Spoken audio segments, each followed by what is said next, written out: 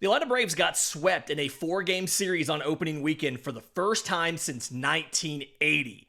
Here's what you should and should not worry about going forward.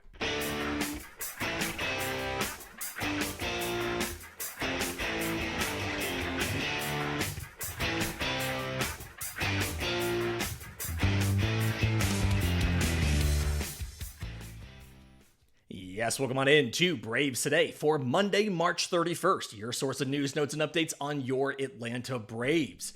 I'm your host, Lindsay Crosby. You can follow me on X and Blue Sky at Crosby Baseball. You can follow the show on X, Braves_Today. We have a Facebook page and Instagram as well. And you can find all of my written work, BravesToday.com. That's the Braves Today Substack, as this is both a podcast and a newsletter. And what a weekend for the Atlanta Braves. Braves go 0-4 to the San Diego Padres. They get outscored 17-7 and finish with a 22-inning scoreless streak. Not good. If you were curious, the last time this happened was 1980 when the Cincinnati Reds did this in a 4-game streak, or in a 4-game series to open the season to the Braves. Atlanta was outscored 25-4 in that series. So it was even worse than this one was. I want to get to the Dodgers series. We'll talk about that because I'm ready to move on from this Padres thing. But let's talk about it first, right? Let's talk about what happened, what we should be worried about, and what we should not be worried about. And I think when it comes to the offense, right, two things can be true at once. I know I say that all the time. They are doing a surprisingly good job of putting the ball in play and not overly striking out. And some of them are doing surprisingly well at that. Matt Olson may have finished the series 2 for 12. He struck out twice. He walked 4 times.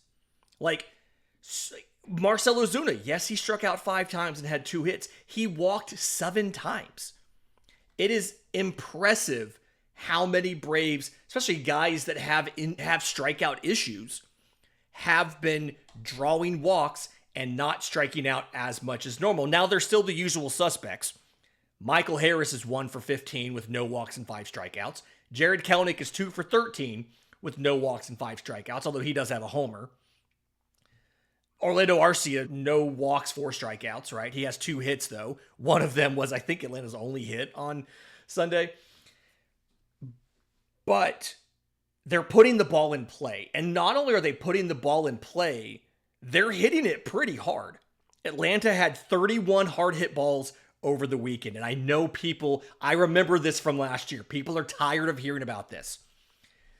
Atlanta had 31 hard hit balls over the weekend. Now, did it get better over the course of the weekend? No. They had 11 on Thursday, and they had 21 across the next 3 games combined.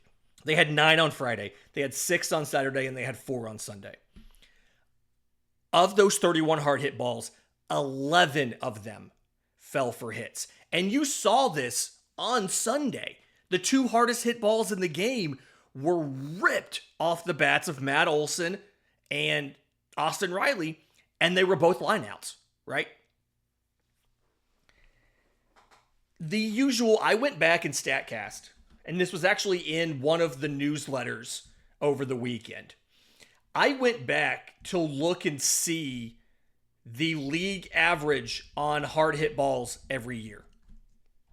Last year was actually the lowest it's been in the StatCast era. It was only a 490 batting average last year. Typically under StatCast, it's been somewhere between 500 and 530. So if you assume it was going to be somewhere in that range, 490 to 530, then instead of going 11 for 31, Atlanta would have gone 14 for 31, 15 for 31, 16 for 31. And it's very likely that some of these incredibly close games, the 1-0 game on Saturday, that at least one of those, if not more of them, turn.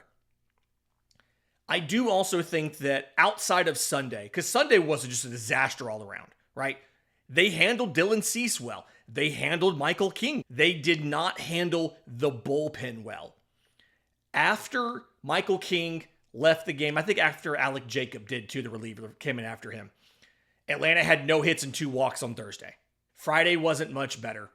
Sunday was dreadful. Atlanta set up exactly 27 guys in 9 innings. They set up the minimum because of some double plays, including a dumb one from Ozuna.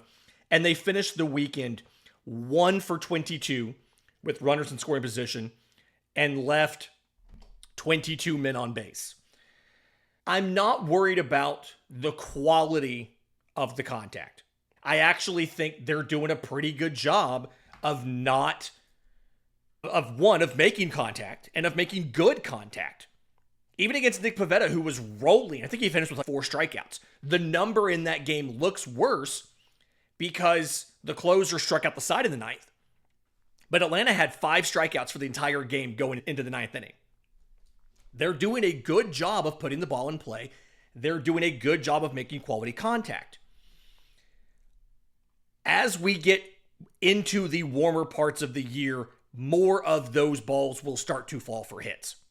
And I know people are going to point out and say this was a problem last year. The Braves were crushing baseballs and they never really got their fair share of those balls falling for hits. And to that, I'm going to say not so fast, my friend. We can actually look at this. StatCast can give you the batting average on hard hit balls for the Atlanta Braves in every month of the season. The first month of the season, they were at a 4.95. Remember, all of MLB last year was a 4.90 average. They were a 4.67 in May, a 4.45 in June. Did take a step in July to 500 and then a 5.23 in August before having a dreadful month of September with a 4.76. But if you're looking for hope, I know not everybody is right now. If you're looking for hope, then the weather and more natural, like just getting warmer, where balls fly farther, and more natural regression to the mean means that more of those hard hit balls will start to fall for hits. Again, 11 of 31 this weekend in the 4 games for hard hit balls that actually fell for hits. When, if you go off the batting averages, anywhere from 490 to 530, that should have been 14, 15, 16, and that probably changes at least one of these games, right? Saturday's the most obvious, right? You lose Saturday in a very close matchup. You lose 1-0. That might be one. Heck, even this technically wouldn't have changed that calculation, but the Matt Olson ball to right field that was off of Tatis's glove, if it's 5 or 10 degrees warmer outside, that's a home run. And it's not, he can't go rob that. That's a couple extra feet added to that. That's in the stands. Drake Baldwin's homer to center that was robbed by Jackson Merrill. When it's warmer, that ball's gone. Ozzie Albies hit a ball to left. That was Brandon Lockridge, I think, is the one that robbed that. That ball's probably gone. Like right there, that's 3 or 4 extra runs that you didn't have that change 2 of these games. Changes Thursday's game, changes Saturday's game. So I think you don't have to worry about the quality of contact or how much contact the Braves offense is making. I do think there are a little bit of, I'm not worried yet, but some warning signs about some members of the lineup. And we'll get to that next, right here on Braves Today. But first, today's episode is brought to you by our friends at Chinook Seedery. I'm a big sunflower seeds guy. Anybody who knows me knows I'm usually walking around with a bag of them in my pocket. And Chinook Seedery is by far the best sunflower seeds on the market. Perfect blend of seasoning. They're large sunflower seeds. They're not tiny. They're actually pretty good sized sunflower seeds. I don't know the exact way agriculturally you talk about this, but I believe they are the largest size you can buy commercially. They have 8 different flavors. Go get a sample pack from the website. You'll get to try all 8. They've got the original flavor, just your nice balance of salty and sweetness. They've got lemon pepper, jalapeno ranch, smokehouse barbecue, hatch chili, dill pickle, cinnamon toast, and Parmesan and pepper. You figure out which ones you like from your sampler. Go online, buy a variety pack. They'll send you some of each, or build your own case with your own flavors. Again, ChinookSeedery.com, promo code BRAVES gets you 10% off and free shipping on orders over $40. Again, ChinookSeedery.com, promo code BRAVES. That's ChinookSeedery.com, promo code BRAVES. Okay, so I mentioned in the last segment that I'm not necessarily worried about the offense as a whole. Yes, this weekend was bad. There is no denying this weekend was bad. But I do think that a lot of this was small sample size, flukiness, and bad luck. And this is going to even out. Even last season, when it felt like it wasn't evening out from the perspective of hard hit balls dropping, things like that, it did. It got better. And Atlanta was above average at that for most of the season, despite being below average in the month of March and April. But there are certain players on the team that look like they're not quite ready. Michael Harris. I've been incredibly high on Money Mike this winter. I've been talking about I thought Money Mike was going to be an potential MVP 25-25 or whatever. And he still can. This is 3 games. It's 15 at-bats. We have time on this. But some of the at-bats were really rough. And what stands out to me is Sunday with Nick Pivetta and striking out at a curveball in the dirt. Pivetta was in essence just throwing fastball, curveball all game. You knew the fastball up in the zone, the curveball down off of that. And I think the difference in Pivetta and AJ Smith-Shawver was the hitters had confidence, or they knew, they had faith that the fastball or the curveball was going to land in the zone for strikes, whereas AJ Smith-Shawver wasn't hitting the zone enough with his fastball, so that they didn't always feel the need to chase the changeup. And then sometimes when they did, Gavin Sheets went down and got a changeup for a pretty freaking good piece of hitting, man. Gavin Sheets hit some good pitches this weekend. Got the home run off of Neris. I talked about that last week. He got the single off of AJ Smith-Shawver's changeup. Good piece of hitting. Shout out Gavin Sheets, dude. Maybe that dude just figured it out, right?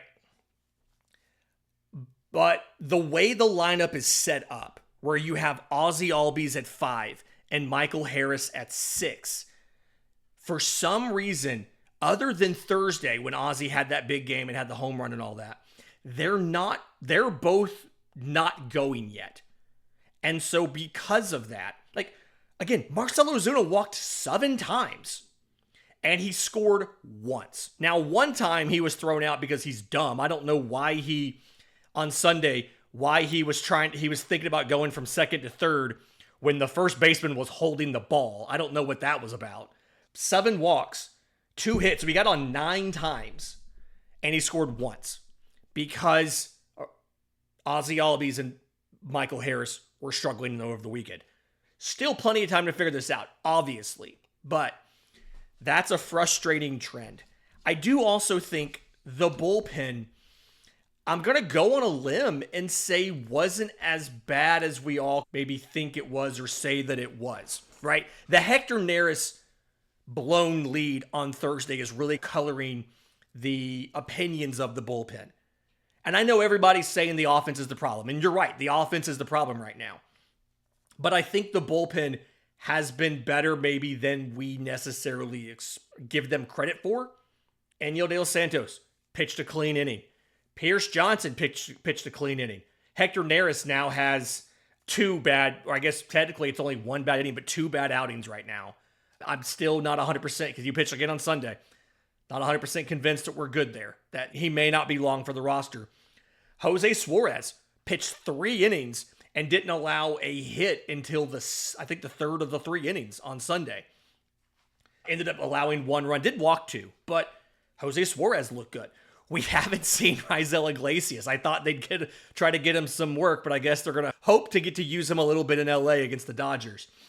But the bullpen, outside of that Hector Neris blow up and really his other bad inning too on Sunday, hasn't been as bad as we all worried he was going to be, or that it was going to be. I do think you need to figure out the role still.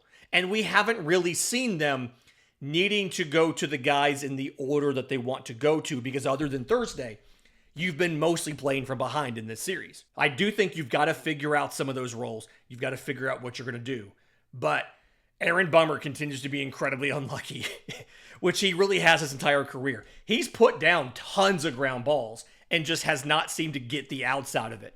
And as another argument here on the offense being a little bit unlucky and how that's going to regress, I'm going to point you to a couple things. One is Drake Baldwin hits a grounder off the pitcher and it bounces right to the first baseman for an out. Jake Cronenworth does it and it bounces off of Aaron Bummer into the visiting dugout and he gets a double. And then in the first inning on Sunday, Matt Olson rips a line drive for an out. Fernando Tatis checks his swing. It's 60-something miles an hour off the bat, and he gets a double out of it. Like, it's some bad luck. You had 3 home runs taken away. Like, these things are going to regress closer to the mean when you have a larger sample size. The pitching, the bullpen pitching, again, they've not been bad. Outside of Hector Neris, because we have to throw that caveat in there. Outside of Hector Neris, you've allowed 4 runs in 11 innings from your bullpen, right? One of them was charged to Suarez, that 3rd inning of work that he pitched on Sunday. One of them was charged to Dylan Lee, and 2 of them were charged to Aaron Bummer, and that was some bad luck on against Aaron Bummer too. So I don't think we need to be as worried as we were initially worried about the bullpen. Believe it or not, after the way Thursday ended, I don't think we need to. I am slightly worried about the offense and some of the situational hitting. I'm not worried about those hard hit balls not falling. Like, they're going to fall. That's fine.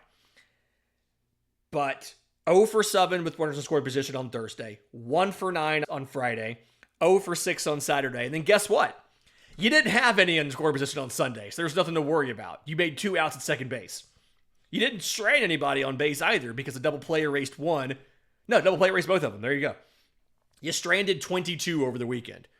So, again, small sample size. That is a very good bullpen from San Diego. You did really good work against the first couple starters of the series.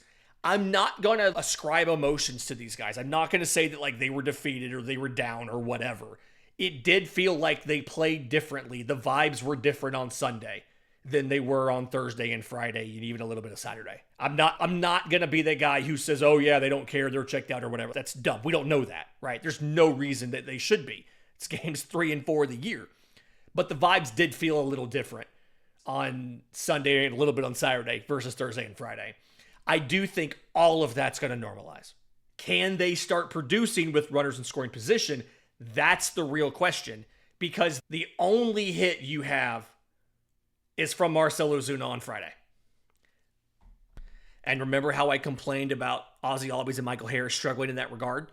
Together, they are 0 for 9 with runners in scoring position.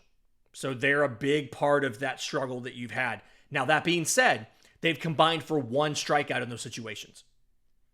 They're putting the ball in play.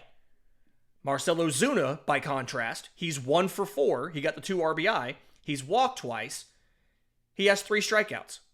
Like, so he has the most plate appearances with runners in scoring position with 6. Half of them are strikeouts. So Atlanta is putting the ball in play with runners in scoring position.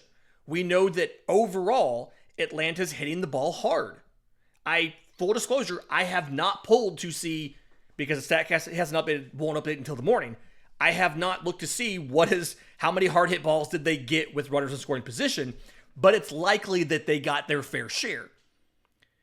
As those balls fall, their performance with runners in scoring position will improve. Again, my main concern as of right now, the guys you've got to get going, Ozzie Albies and Michael Harris. They combined to go 0 for 9 with runners in scoring position in this series. Only 1 strikeout. They put balls in play. Hopefully that normalizes, right? I do think you see the effect of a weak bottom of the lineup, though. Jurickson Profar has 1 at-bat with runners in scoring position all weekend. And he's a leadoff hitter. You expect that to a certain extent, but definitely a thing. I will be very excited when he is behind Ronald Acuna Jr., when Ronald is back and can give you that power threat, that speed threat, everything else at the top of the lineup, like we saw from Tatis this weekend. Tatis was phenomenal this weekend. Stole 3 bags, scored 5 runs. He got like 500 on the weekend. He was great. And we saw what that did to an offense. I'm not worried. Am I slightly concerned? Sure. I'm not worried. It's been 4 games. It's a very small sample size.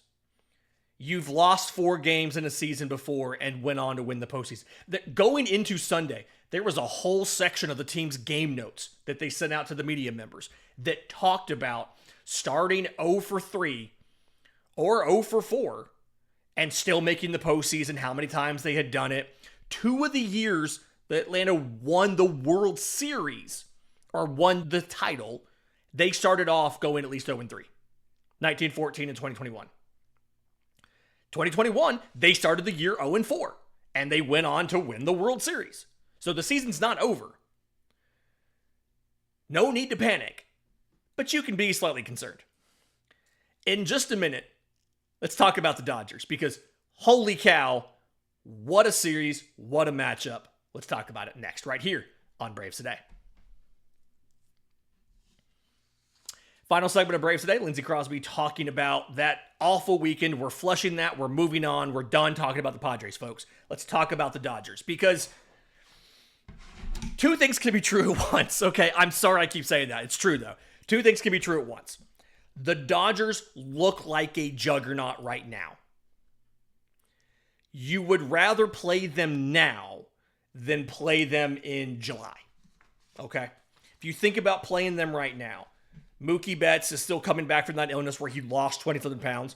He hit 2 home runs on Saturday. So, it's not holding him back that much. But Freddie Freeman's still not 100%. They're still missing... Ohtani's not back on the mound yet, right? They're still missing quite a few of really good relievers. Michael Kopech, Evan Phillips.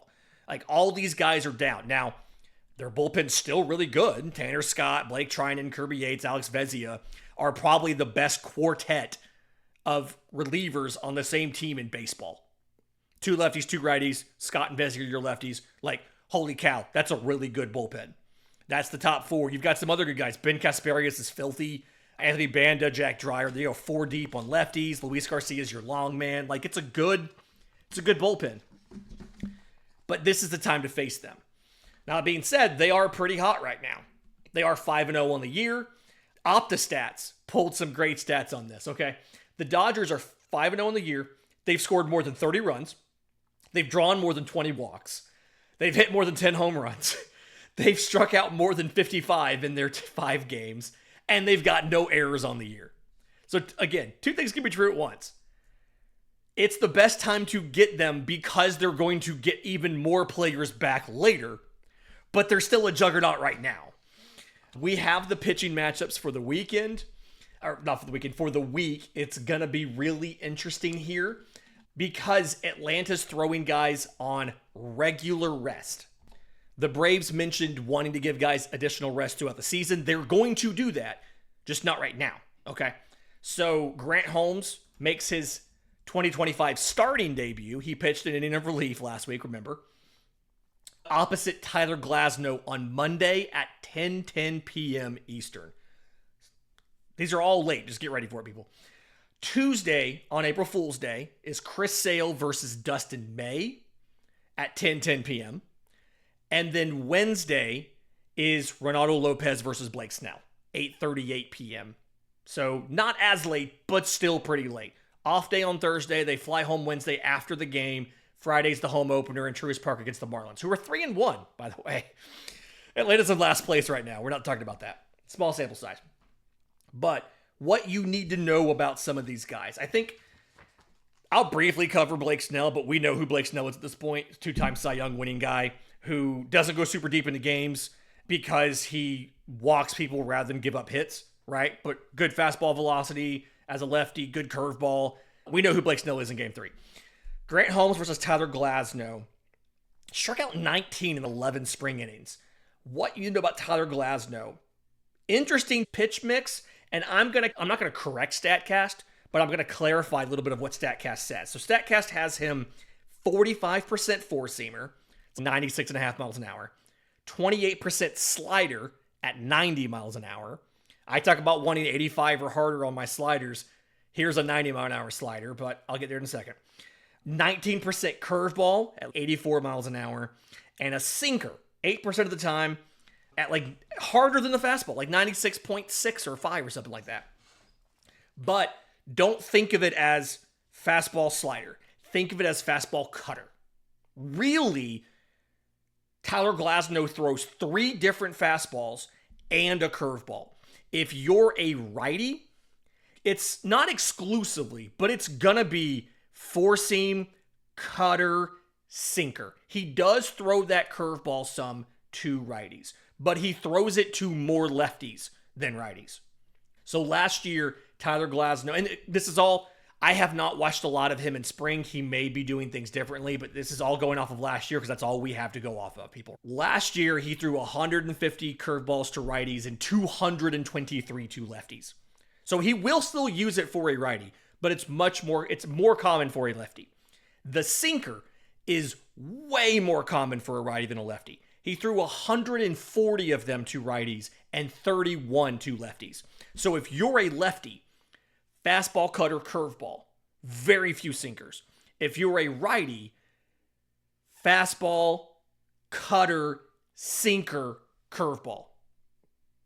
So be watching for that. He's never been a guy known to go super deep into games. He's never been a guy who pitched a lot of innings in a year. He is hard to hit. He doesn't get a lot of chase because he's throwing these things for strikes. The curveball's really the only pitch that he takes out of the zone that often. The cutter will be, he likes to throw it down in the zone, but the curveball's really the only chase pitch, unless you chase a fastball up. So it fits in well with the current Atlanta roster right now of they're not chasing a ton outside of your couple problem guys like an Ozzie and a Michael Harris. They're not chasing a ton right now. They're attacking pitches in the zone, which is very much a Tim Hires thing to teach, right? So be mindful of that. You're going to be able to get hits off of Tyler Glasnow. You're going to be able to put balls in play off of Tyler Glasnow. And if you miss, it's going to be because he beat you. He beat you in the zone with a heater. He beat you in the zone with a cutter down and on your hands. Like, he's going to a lefty or whatever. Like, he's going to beat you with stuff in the zone. But you're going to get your fair share too, okay? For Dustin May, this is a little tougher because he's coming back from Tommy John. He hasn't pitched in the majors since 2023. In spring, 10 innings, 12 strikeouts, but 6 walks and 3 hit batters. So he put plenty of guys on. Wasn't incredibly efficient, right? 5 runs, 4 earned, had a homer allowed, 4 total hits. Like an Ian Anderson, if Ian Anderson had better strikeout numbers, like that profile in spring. Not a ton of runs scored. Not a ton of hits, but walked plenty of guys, put plenty of dudes on. Just not as bad as Ian Anderson, obviously. In 2023, and again, this could be different now. In 2023, he combined the sinker and the four seam for 60% usage. 3 times out of 5, he was throwing you some sort of fastball, a sinker or a four seamer. He also, the next most common pitch was a cutter. You'll learn a lot of these Dodger guys are like multiple fastball guys. I personally love it. I love Spencer Schwellenbach throws a four-seamer and a sinker and a cutter. AJ Smith-Shawver throws a four-seamer and a cutter. Like, I'm a big multi-fastball guy, and the Dodgers are an organization that's a multi-fastball organization. So 14% cutters, 93 miles an hour, right? Again, this is all 23. Things could have changed. 13% slider, 87 miles an hour when you round it up, which, again, I love a good 85 or higher slider. Any sort of gyro slider over 85 is inherently not going to be bad simply because of the velocity that it gets on it and how that's higher than average. To go along with that slider, he also throws a sweeper, 7% usage. So together, 20% of the time. So 1 out of every 5 times, you're getting some sort of breaking ball. It's a power profile. You're most often getting fastballs. 1 out of every 5 times, you're getting some sort of breaking ball. That's a very Yankees thing, by the way, combining and throwing multiple breaking balls. Sweeper, slider, it's a big combination they like to do, right? You throw a gyro, you throw a sweeper. It gets guys who are waiting for a breaking pitch. It gets them out wrong. You do have platoon issues on the handedness stuff, but it's a common thing there. And then a changeup 4% of the time. He has it, right? Now, again, This is all pre-injury. Could be a little bit different. But Dustin May's a guy, or he was back in 2023, pre-injury, where he's attacking you in the zone. Same thing. He's throwing 3 fastballs. He's attacking you in the zone, and those 3 fastballs are 75% of his pitches. So you're going to have a chance to put balls in play. He's going to make you miss in the zone. He's going to get his, but you're going to get yours. These are 2 situations where this newer version of the Atlanta Braves that we've seen that isn't striking out a ton and is putting a bunch of balls in play, this is not a terrible matchup against this pitching staff. That's as much as we don't like the idea of, after that series, we got to go play the Dodgers for 3. It's not a bad matchup for Atlanta. Yes, you don't have Spencer Strider and Ronald Acuna Jr. They don't have Shohei on the mound. They don't have Clayton Kershaw. They don't have a fully healthy Mookie Betts or Freddie Freeman. They're out there, but they are a little bit lesser version of themselves because of Mookie's illness and weight loss, and Freddie's still dealing with a rib and an ankle thing. So it's going to be tough. I do not expect Atlanta to go 0-3 in this series. I don't know exactly what they're going to do, but I don't expect them to be 0-3. We'll talk more about it tomorrow. Do us a favor, listen on audio, leave us a 5-star review. If you're on YouTube, subscribe to the channel, hit the notification bell so you know when we drop that next episode, and maybe also leave us a 5-star review. That'd be awesome. Until next time, this has been Braves Today.